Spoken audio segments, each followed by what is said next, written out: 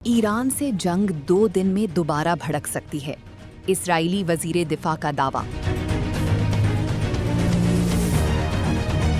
Israel के वजीर दिफा ने खबरदार किया है कि ईरान के साथ जारी कशीदगी दोबारा खुली जंग में तब्दील हो सकती है और ये सूरत हाल आइंदा 2 दिन के अंदर भी पैदा हो सकती है।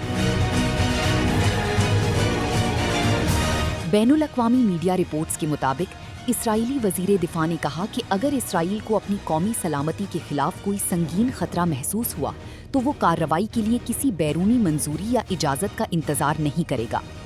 उन्होंने वाज़े किया कि इसराइल अपने दिफा के हवाले से खुद मुख्तार फैसले करने का हक महफूज रखता है और अगर ज़रूरी हुआ तो बरवक्त फ़ौजी कार्रवाई की जाएगी।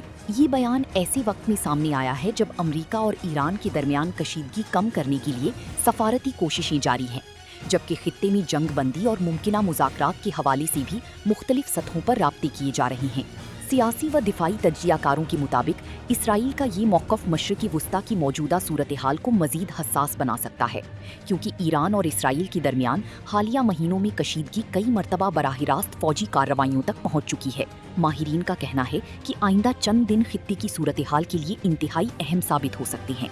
अगर सफारती कोशिशें कामयाब न हुई तो मशरिक़ी वुस्ता एक मरतबा फिर वसी पैमाने पर फ़ौजी कशीदगी की तरफ जा सकता है, जिसकी असरात आलमी तवानाई की मंडियों, बहरी तिजारत और इलाकाई सलामती पर भी मुरतब होने का खदशा है। दूसरी जानिब इस बयान पर ईरान या अमरीकी हुक्काम की जानिब से फौरी तौर पर कोई बाज़ाब्ता रद्द-ए-अमल सामने नहीं आया।